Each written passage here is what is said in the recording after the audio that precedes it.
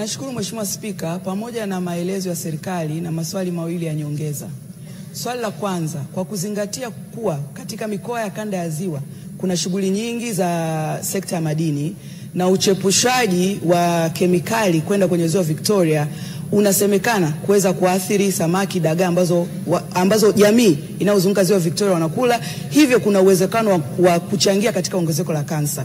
Sasa je, Wizara ya Afya hamuoni ipo haja ya serikali kuwa na chombo maalum cha kudhibiti masuala yote ya chakula, lishe na usalama wa chakula kwa maana ya food safety? Hilo ni swali la kwanza.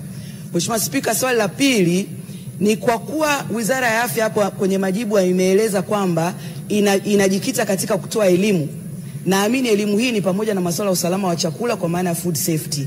Je, wizara haioni iko haja kwa serikali kufuata miongozo ya dunia ikiwemo Shirika la Afya Duniani kwamba masuala ya udhibiti wa usalama wa chakula kwa maana ya food safety yawe chini ya Wizara ya Afya na sio chini ya TBS? Mheshimiwa Naibu Waziri, majibu.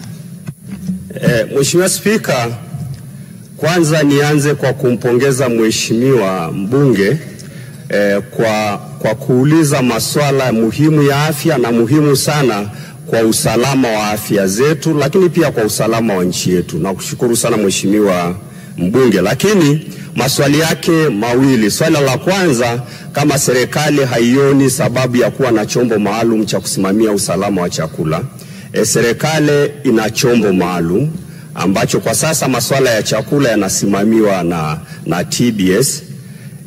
Lakini pia serikali imekuwa inafanya kazi ya kina kuhakikisha uchafuzi huo unaofanyika na mambo ya mengine ambayo yanaweza kaleta madhara kwa binadamu yanasimamiwa. Kwa hiyo kuna usimamizi wa kina sana, lakini nakubaliana na wewe kwamba bado kuna watu ambao sio wazuri na hawafuati zile sheria ambazo wenzetu wa afya, lakini wenzetu wa mazingira na wenzetu wa maji wamezitoa katika kuchepusha vitu mbalimbali ambavyo vinaweza vikawa na madhara kwa binadamu. Kwa hiyo hilo tutaendelea kuongezea nguvu katika kufuatilia eneo hilo.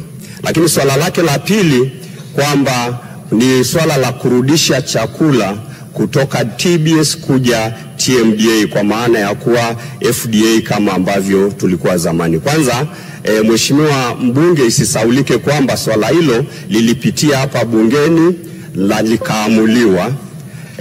likaamuliwa na bunge kwamba iende TBS. Sasa tunamuomba Mheshimiwa mbunge aendelee kuipa serikali muda. Ndani ya wizara husika kuna mchakato unaoendelea kujadiliana kuona sababu ambazo zilisababisha ziende kule TBS.